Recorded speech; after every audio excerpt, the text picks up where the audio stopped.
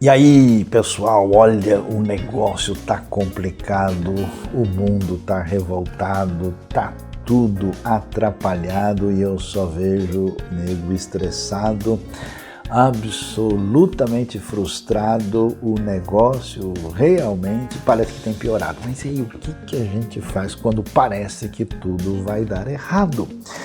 Acompanhe conosco a reflexão bíblica aqui na IBNU, que vai levar a gente a entender que quem por Deus é guiado não ficará frustrado. Fique ligado, não se esqueça. Aliás, aperte o sininho, inscreva-se no canal e indique para os seus amigos. Seja também você um parceiro da IBNU, uma comunidade saudável para um mundo melhor.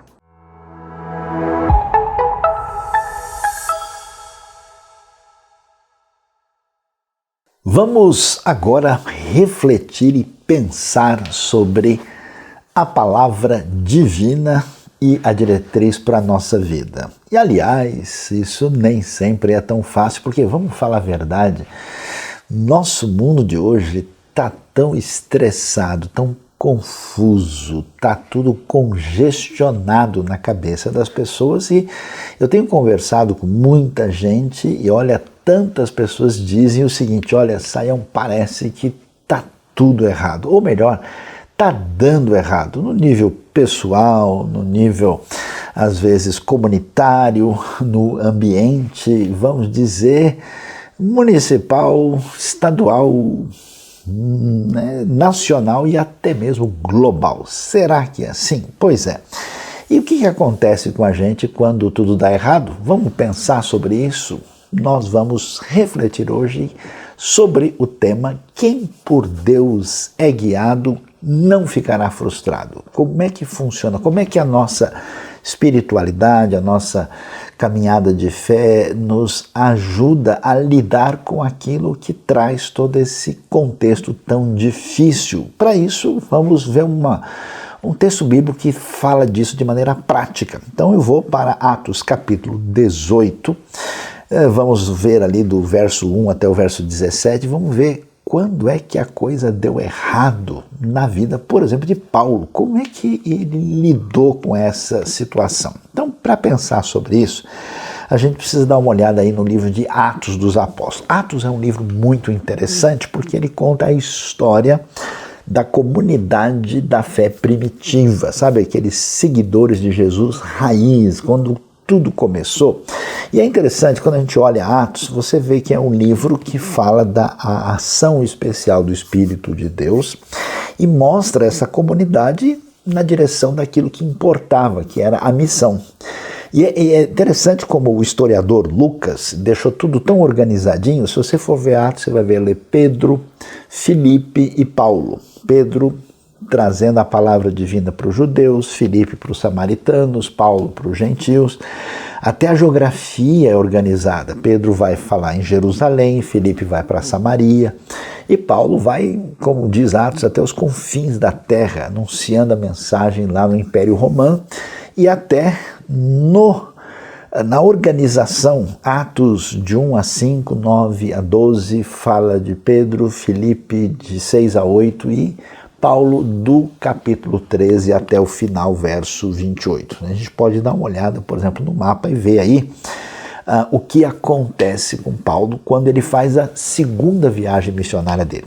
Paulo, que era um judeu que encontrou o Messias de Israel, Jesus, Yeshua, e teve a sua experiência de fé, e foi especialmente convocado por Deus para compartilhar essa riqueza espiritual que Jesus trouxe como cumprimento das escrituras hebraicas e quis dividi-la sob orientação de Deus com todo o mundo greco-romano da época para todas as nações. E ele vai, interessante, gastar um bom tempo numa cidade que é a cidade de Corinto, uma cidade importante da Grécia Antiga. E eu vou dizer para vocês, Paulo passou uns perrengues, como a gente diz no português, claro, uma experiência difícil lá. E aí a gente então pensa sobre, imagine comigo, um homem que tinha tudo para dar certo no contexto judaico de onde ele era originário, porque ele tinha toda uma formação para isso. Ele tinha tudo para dar certo no mundo romano da época, porque ele era cidadão romano, né, e tinha condições, vamos assim dizer, de ter uma vida bastante confortável na sua condição, e além disso ele tinha uma educação excelente do ponto de vista da formação grega. Então Paulo, vamos dizer assim, a gente podia chamar ele hoje, ele é o cara, né, esse homem cujo nome hebraico era Shaul, né, conhecido como Saulo na nossa tradução. Ao mesmo tempo ele também era conhecido no mundo greco-romano como Paulo. Então ele sempre foi o mesmo Saulo, o mesmo Paulo, dependendo em que ambiente ele interagia. Agora, você imagina alguém se dedicar ao evangelho e toda essa condição favorável entrar em crise. E quando a gente entra em crise, o que acontece? Bate o estresse, a ansiedade, a preocupação. Os estudiosos falam para a gente, existe até um estudo tradicional que mostra o que é chamado de a pirâmide de Maslow. O que é a pirâmide de Maslow? Mostra para a gente quando é que nosso grau de frustração, ansiedade, estresse e preocupação aumenta. Primeiro, quando a nossa necessidade de autorrealização entra em crise, isso deixa a gente meio assim, desencontrado. Quando as necessidades psicológicas que envolvem autoestima, confiança, respeito, conquista, isso deixa a coisa um pouco mais complicada, mas quando a coisa entra num nível mais profundo, que envolve, por exemplo, amor, relacionamento, família, intimidade, e a situação vai sendo prejudicada nessa área, a gente sente a coisa de maneira mais impactante. Daí a gente vê essa questão da instabilidade emocional que toma conta de muitas pessoas. Só que quando atinge segurança, quer dizer, a pessoa não sabe se ele vai ter emprego, sustento, saúde, perder os seus bens, e a coisa pode atingir não só aí, mas até mesmo os elementos fisiológicos. A pessoa não tem de dormir, onde comer, onde morar, não tem roupa, não tem comida, aí chega nas necessidades básicas. Tudo isso mexe com a cabeça da gente e a coisa de fato é complicada. E os estudiosos da alma humana, eles têm a plena convicção de que como é que se comporta uma pessoa marcada por muito estresse e frustração. Olha o que eles descobriram sobre essas pessoas. Primeiro, veja, nem sempre o mais estressado é o que está passando por maior problema. Às vezes você tem uma pessoa com pouco problema consegue arrumar muita confusão interna. E você tem o oposto também. Mas quem é estressado, essa turma, essa gente, eles não conseguem relaxar. Estão sempre a 1000 por hora. Tem necessidade excessiva de controle. Quer dizer, a pessoa não só ele quer dominar a cabeça dele, mas quem está perto também. É gente que geralmente quer fazer tudo perfeito, né? Ele é intolerante consigo, com os outros, então acaba sendo uma pessoa até mesmo, vamos dizer, estressante, além de ser estressada. São intolerantes e inflexíveis, nunca dão marcha ré, não conseguem conversar, não chega num ponto de diálogo, é o jeito dele ou nada feito, né? E são críticas em demasia, com tudo, com todos. Aquela pessoa que você já prepara porque ela vai, vamos assim dizer, ligar a metralhadora para tudo quanto é lado, né? E acabam sofrendo demais porque essas pessoas não conseguem deixar de cobrar demais de si mesmo. Então, às vezes o estressado fica de cabelo em pé, né? Às vezes o estressado precisa de um balde de gelo na cabeça porque ele está fervendo, o negócio nada fácil de resolver. E aí a gente vai olhar a realidade agora do apóstolo Paulo. Voltando para Paulo, olha, pessoal, veja bem, às vezes a gente lê a Bíblia e não entende direito, porque às vezes você acha assim que a história bíblica é a história do seu super-herói dos quadrinhos ou do desenho ou do filme, né? Que era gente assim, diferenciada, que podia voar e fazer qualquer coisa, fazer milagre na hora que queria. Não. Paulo, os outros apóstolos, discípulos, era gente que nem a gente, que passa pelas mesmas dificuldades. Então, fique imaginando um indivíduo como Paulo, tendo, vamos dizer, a vida arrumada, e agora sendo encaminhado da parte de Deus para fazer tudo isso. De repente, né, ele está lá organizando a sua missão. A gente vai ver que tem estratégia. Paulo vai ficar em lugares que fazem sentido e Paulo vai fazer o quê? Ele vai para a cidade de Corinto. Essa cidade chama a nossa atenção, sendo uma cidade importante no mundo antigo, mas cá entre nós, eu vou dizer a verdade para vocês, não tinha nada a ver com Paulo. E eu fico pensando, a história da viagem, ela chama a nossa atenção por quê? Porque primeiro Paulo, ele estava querendo seguir a sua própria estratégia, da sua própria caminhada, e de repente você vai ver que Deus interfere no caminho. Ele queria ir lá para a região de Éfeso, depois ele queria ir lá para a região da Bitínia, e o Espírito de Deus impediu que fosse assim. E depois ele tem um sonho à noite, que ele tem que ir para a região da Grécia, e ele vai, né? Não era que estava no radar, e a sua intenção, na verdade, era continuar para chegar à Península Itálica e chegar em Roma, e ele recebe a notícia de que o imperador Cláudio impedia, agora ordenou, né? Suetônio nos conta isso, que os judeus estão proibidos de ir para Roma, então isso também vai para o vinagre. Eu não sei se você já fez viagem, viu como viagem é estressante. Esqueci isso, cadê o documento? Mas cadê a mala? Não, agora não cabe, como é que eu faço, né? Você imagina o que era viajar naquele tempo. Como é que era você, né? Não tem como você parar num lugar, achar um restaurante, pedir uma comida rápida, a vida era outra. E de repente tudo que parece estar seguro no radar de Paulo não está mais, né? E aí, de lá, Paulo então tem que refazer, né, recalculando a rota, e vai parar, né, no norte da Grécia. Ele vai passar por Filipos, Tessalônica, depois Bereia, e vai para Atenas, que eu até diria, poxa, Atenas tudo bem, porque Atenas é um centro de cultura, cidade importante, e depois vai para Corinto. E a pergunta que a gente levanta, né? E aí? E a missão? E se der errado? Se complicar, será que se der errado, a gente pode, ou deve, ou vai ficar frustrado? Vamos ver. Olha só, Atos 18 diz o seguinte. Depois disso, Paulo saiu de Atenas e foi para Corinto. Ali encontrou um judeu chamado Áquila, natural do Ponto, que havia chegado recentemente da Itália com Priscila, sua mulher. Pois Cláudio havia ordenado que todo judeu saísse de Roma. Paulo foi vê-los e, uma vez que tinham a mesma profissão, ficou morando e trabalhando com eles, pois eram fabricantes de tendas. Todos os sábados ele debatia na sinagoga e convencia judeus e gregos. Depois que Silas e Timóteo chegaram da Macedônia, Paulo se dedicou exclusivamente à pregação, testemunhando aos judeus que Jesus era o Cristo. Então vamos lá. Coisa clara nessa viagem de Paulo é que, atenção, tudo parece errado. O tempo que nós temos organizados aqui, né, não era para Paulo estar indo para lá agora.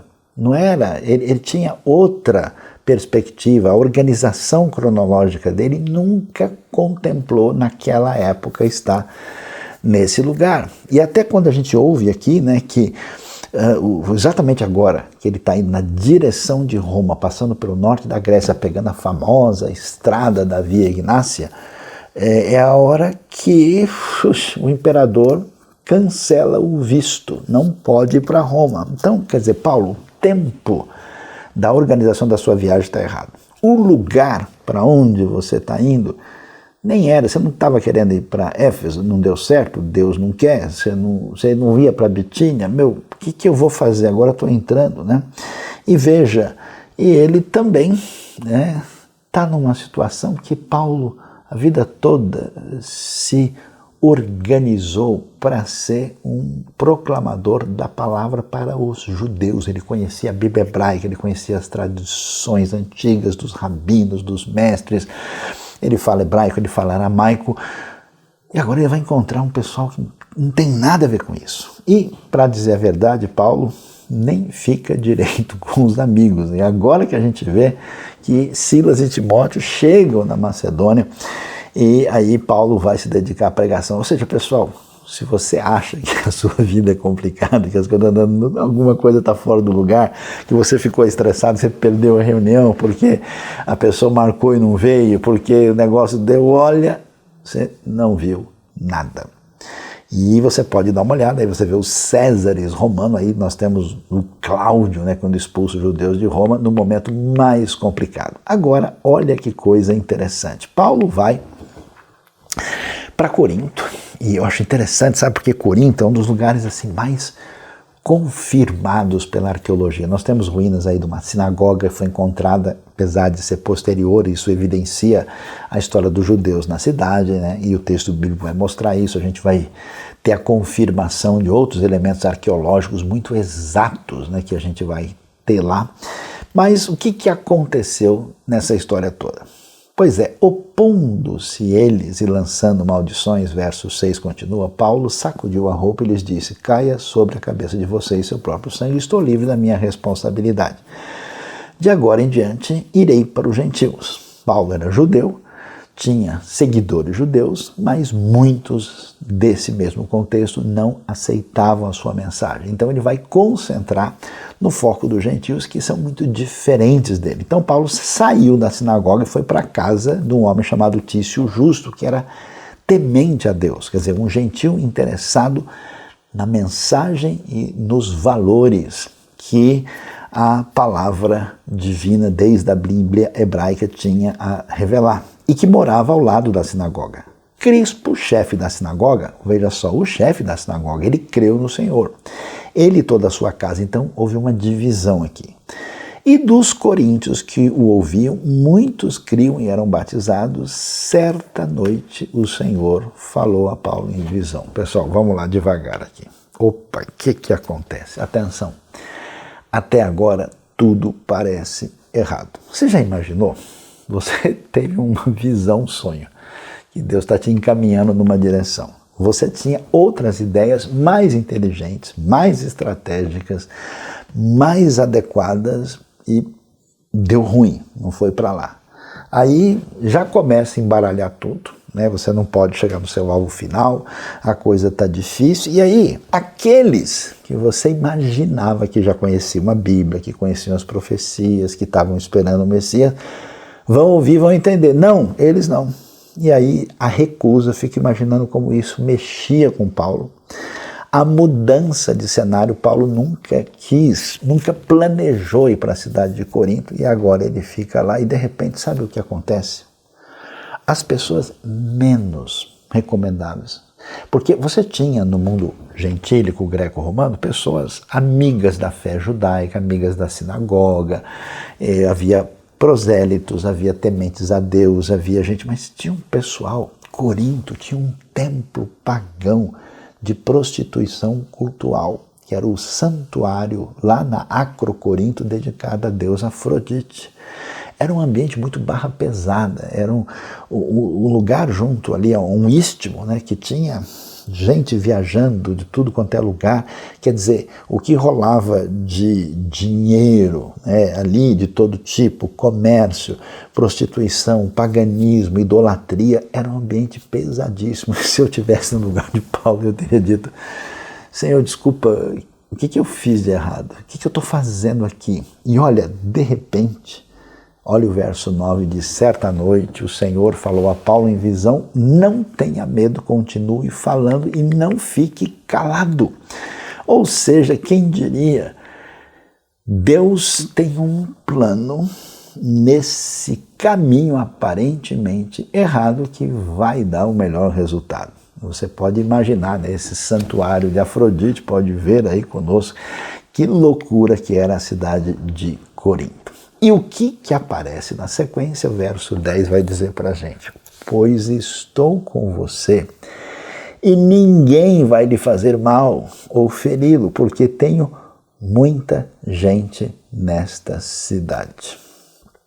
Assim Paulo ficou ali durante 1 ano e meio, ensinando-lhes a palavra de Deus. Sendo Galho procônsul da Caia, os judeus fizeram em conjunto um levante contra Paulo e o levaram ao tribunal fazendo a seguinte acusação. Este homem está persuadindo o povo a adorar a Deus de maneira contrária à lei. Quando Paulo ia começar a falar, Galho disse aos judeus: se vocês, judeus, estivessem apresentando queixa de algum delito ou crime grave, seria razoável que eu os ouvisse. Olha que coisa. Olhando para a vida de Paulo, eu imagino, Paulo, é para você estar estressado, é para você estar ansioso no nível máximo e com certeza você deve estar muito frustrado. Mas o que a gente começa a perceber, e isso tem que servir de direção para a nossa vida, não vale a pena se entregar à ansiedade, não faz sentido a gente tirar da nossa mente que Deus ainda permanece bondoso e permanece como um Deus soberano que está por trás do cenário, apesar da gente não enxergar e não entender. Quem por Deus é guiado, como Paulo, nada vai deixar ele frustrado. Por isso, olha o que acontece. Deus vai revelar só agora que tenho muita gente nesta cidade. Você imagina, Paulo entrega a vida dele a Deus. Ele vai ser esse grande missionário, o maior missionário da proclamação da fé cristã primitiva. E, de repente, tudo que ele está fazendo parece que está fora do lugar. Será que está? Está do nosso ponto de vista. A gente aqui não consegue fazer o desenho. Lembra o joguinho dos 7 erros que você vai juntando? Fala, agora sim, eu vi que formou um passarinho, que bonito, né?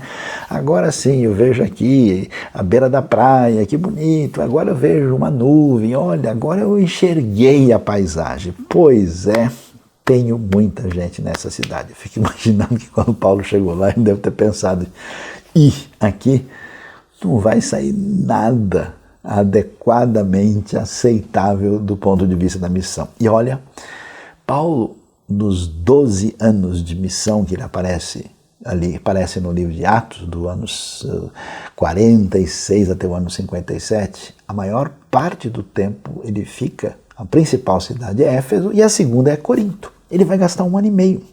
E é tão interessante porque a gente imagina o seguinte, olha, nós estamos em tempos difíceis. Que tempos são esses? Vamos lembrar de novo? Olha, o imperador Cláudio expulsou os judeus de Roma. Paulo, você é judeu, você nem pode entrar. Pois é, olha que coisa complicada. Se está difícil para você que é judeu, pior se você for cristão. Por quê? Porque o cristianismo primitivo não tem licença de funcionamento. É uma religião proibida, é uma religio ilícita, como dizia a lei romana. E agora, quer dizer, Paulo, você está pregando a fé em Jesus e você ainda é judeu, você quer uma coisa pior do que essa? Qual é a próxima dor de cabeça que você vai arrumar?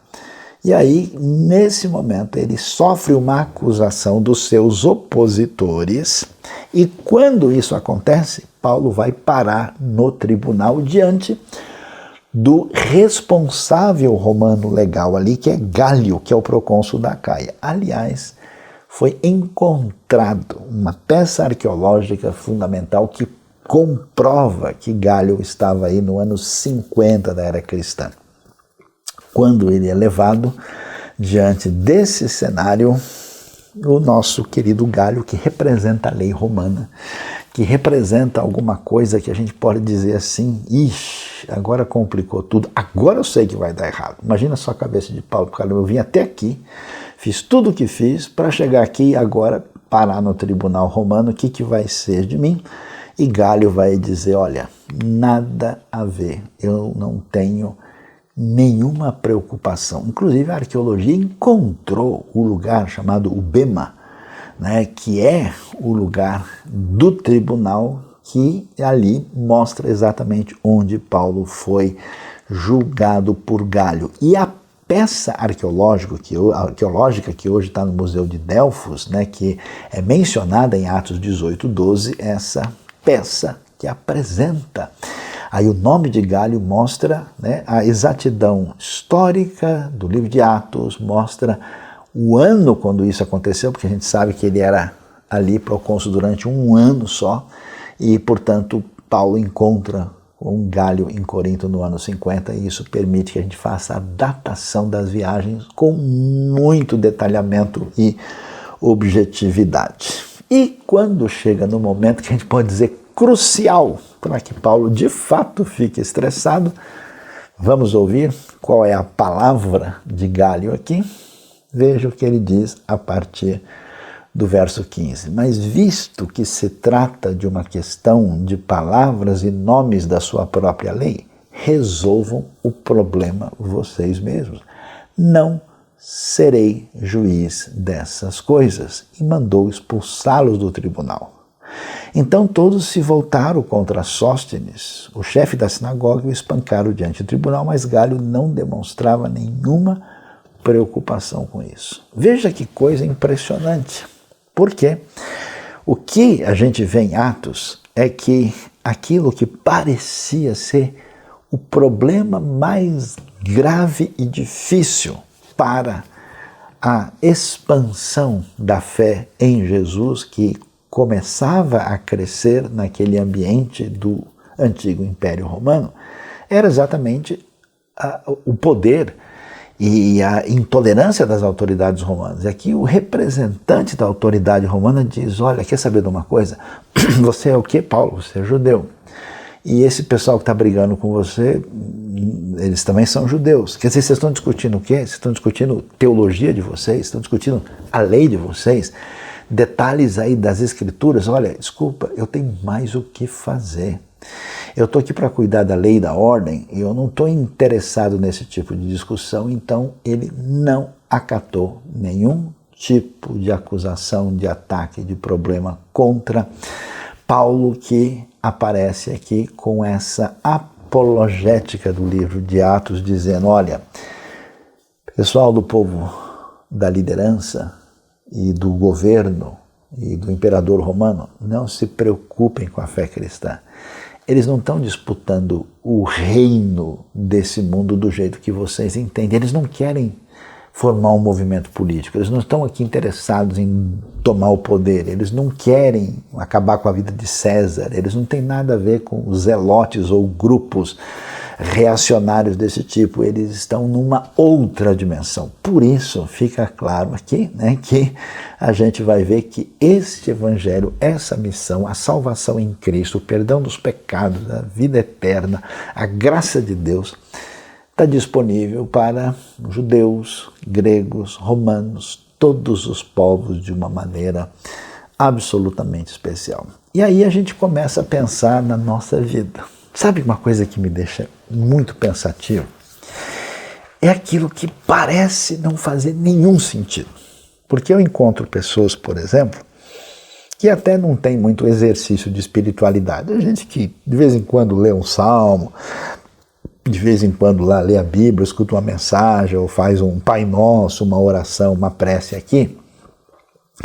E às vezes essas pessoas estão estressadas, elas estão cansadas, elas estão aí frustradas. Mas eu conheço gente muito religiosa e muito ligada, inclusive, até mesmo nas questões assim de fé, e estão falando em Deus o tempo todo, às vezes até mais do que os outros querem ouvir, né? E estão falando em espiritualidade, e qualquer coisa que você fala com a pessoa, você não consegue falar sobre um assunto trivial, tudo vai virar religião, teologia, fé, igreja, é só isso. E eu já vi, não sei se é o seu caso, pessoas assim muito estressadas, muito preocupadas, muito assim dominadas por essa ansiedade, eu diria até galopante. E é curioso, né, como a gente descobre que a mera expressão de religiosidade não garante nenhum tipo de tranquilidade. E aqui, nesse texto, a gente começa a descobrir as grandes lições para a nossa vida. Primeiro, não é verdade porque alguém serve a Deus, está envolvido na missão, que as coisas, vamos assim dizer, vai dar certo para a pessoa. Ah, não, eu sou fiel, né? Eu fiz isso, eu fiz aquilo, então Deus vai aplainar os caminhos na minha frente. Será? Não é o caso. Não foi o caso nem da vida de Jesus, nem de Paulo, nem dos discípulos. Então, você está convidado a entrar por um caminho onde a gente pode ficar frustrado. A segunda coisa é que os planos e os caminhos de Deus não batem com a nossa cabecinha. Sabe por quê?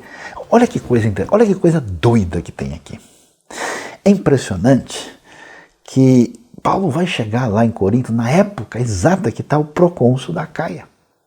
Imagina, se ele chega um pouco antes ou depois, muda tudo. Um ano antes, um ano depois, já não é. Eu não sei qual seria a atitude do outro procurador, o procônsul, melhor dizendo, né? Eu não sei como seria a situação. Quer dizer, no relógio de Deus, o ponteiro está no momento certo. Na cabeça de Paulo, não. Então Paulo fala, caramba, é para ir para cá, não é mais, é para lá. Não, eu estou indo numa direção que eu não imaginava, eu não sei se esse é o momento certo, quer dizer, a gente não sabe. Então, pessoal, vamos falar sério aqui. Fique de boa. Você vê, uma coisa é a gente planejar, organizar. Jesus ensinou isso. Ele diz que ninguém sai para um conflito com um exército sem saber como é que ele vai lutar. Ninguém constrói uma torre sem planejar. Isso é uma coisa. Agora, a gente ficar endoidando, ficar virando para o lado, ficar não dormindo à noite, comendo o dedo, ficando perturbado. Vamos falar sério, a gente consegue resolver alguma coisa com isso? Então, esquece, não funciona assim. Terceiro, o poder daquilo que Deus faz não está na nossa mão. Não é você que faz a missão. Não é a gente que garante nenhum resultado. Aliás, a gente nem sabe onde vai dar resultado. Eu acho tão impressionante na história da missão, né? A gente vai ver cada coisa acontecendo. Eu me lembro da história de William Carey, por exemplo, na Índia, né? Depois que o cara trabalhou, fez um monte de coisa lá, em 10 dias, pegou fogo, acabou com tudo. E ele falou que, puxa, fazer um negócio pela segunda vez é mais fácil. E foi lá de boa. Ou pegam a Adoniram Judson, lá no Sudeste Asiático, com uma história impressionante de convicção de que Deus estava com ele. Demorou 7 anos para que ele começasse a ver alguma coisa. A gente vê a história dos irmãos morávios, do avivamento que Deus fez, por exemplo, na história da Coreia, o que Deus fez na história dos Zulus na África do Sul, o que Deus fez em tantos ambientes diferentes é impressionante. E eu acho legal, sabe por quê? O senso de humor divino de fazer triunfar e prosperar aquilo que ninguém podia jamais esperar. Então vamos lá para a nossa vida. Você que fala muito em Deus ou fala pouco. Você que se considera uma pessoa, vamos dizer, conectada no universo da fé, e você que talvez está atribulado com tantas coisas que não consegue colocar isso no seu radar principal. Pessoal, é a mesma coisa, mas atenção, nada de ficar frustrado, porque a gente descobre, particularmente quem está em sintonia com a fé, que Deus tem tudo guiado. Nada de ficar frustrado. Paulo, meu amigo, você não sabia que tem um piloto automático, né? Se tem piloto automático, pode cochilar, pode ficar tranquilo, tá sob controle, né? O GPS está lidando, né? Tá caminhando, está levando. Então, quem poderia imaginar? Se a gente pudesse pegar Paulo no início da sua jornada, falando, Paulo, sabe que um dia, daqui, talvez aí uns 10, 15 anos, você vai visitar uma cidade e descrever-se a loucura que era Corinto. Sabe que o pessoal lá é pagão com P maiúsculo, eu acho que com tudo que é maiusculamente problemático lá. Então, e lá você vai ser instrumento de Deus para levar a fé. E eu fico tão impressionado porque ali você vai ver a grande vitória da fé. E olhando, né, para todo esse cenário, a gente vai ver então que Paulo, mais uma vez, ressoa a grande mensagem, porque tem muita gente nessa cidade e acontece o que a gente tem aqui, a chamada grande vitória na área missiológica, tudo que a gente descobre aqui. E olhando para esse cenário final, a gente pensa, né, em coisas absolutamente inimagináveis. Que coisas inimagináveis são essas que a gente deve olhar aqui? eu queria ressaltar no nosso destaque final a coisa absolutamente impossível, a carta mais extraordinária, mais assim teológica, fundamental, que os estudiosos que gostam de teologia chamam, olha, essa é a rainha das epístolas, sabe? É a carta aos Romanos. O que eu acho surpreendente é que a carta aos Romanos é escrita em Corinto. Corinto é a cidade de Erasto, que a arqueologia comprovou, a cidade onde a gente achou o tribunal que Paulo foi ali julgado, a cidade onde a gente encontrou a evidência da presença judaica nos tempos antigos, a cidade onde tinha o templo da prostituição cultural assustador, a cidade onde Paulo vem dizer, olha pessoal, quando for comprar coisa no mercado, nem pergunte de onde veio, porque está tudo detonado, está tudo cheio de elemento pagão e idólatra aí, então nem perguntem, comam tudo que vende no mercado e nem se for pensar em alguma coisa, pense na consciência do outro, porque o negócio aí está, vamos assim dizer, todo problemático. A cidade, o achado arqueológico que envolve Gálio, tudo isso, e é nesse ambiente tão doido que a maior reflexão teológica extraordinária para os romanos surge com essa carta. Que coisa impressionante, como as muitas águas produzem aí esse encontro dessa pororoca teológica extraordinária que formam a carta mais emblemática do Novo Testamento. E para a gente fechar nossa reflexão, a gente deve fazer a seguinte pergunta, né? Um estudioso do comportamento humano ligado ao mercado, ao mundo do business, Philip Kotler, disse uma coisa muito interessante. Existem 3 tipos de pessoas no mundo. As que fazem as coisas acontecer, as que ficam vendo as coisas acontecer e as que se perguntam o que aconteceu. Então, para a gente pensar na nossa caminhada aqui, a gente que está diante de um cenário novo, né, na nossa caminhada cronológica aqui, na hora de repaginar muito a vida, quem sou eu? Sou eu alguém tão dominado pela ansiedade, pela frustração, achando que está tudo na minha mão, que eu estou tão paralisado que eu jamais vou fazer nada acontecer. Eu fico vendo as coisas acontecer e ponto final. Ou eu estou tão mais absorto nessa minha autolimitação estabelecida que eu até estou perguntando, peraí, o que foi que aconteceu? Né? E tem gente que nem sabe se alguma coisa está acontecendo, às vezes não sabe, tem raiva de quem sabe.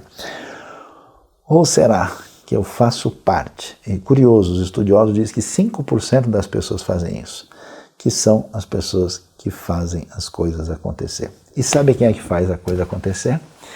É quem reconhece o Senhor em todos os seus caminhos. É quem é capaz de, diante de todo o caos aparentemente em volta da nossa vida, às vezes interior e exterior, torna esse caos superado pela consciência de que Deus está no domínio, no controle e na direção de todas as coisas. E com seu senso de humor absolutamente incomparável, é interessante que Deus gosta de fazer o inusitado, fazer aquilo que a gente nunca poderia imaginar da maneira mais inesperada. Por isso, quem por Deus é guiado não ficará frustrado. Deus abençoe a sua vida, abençoe o seu coração. Amém.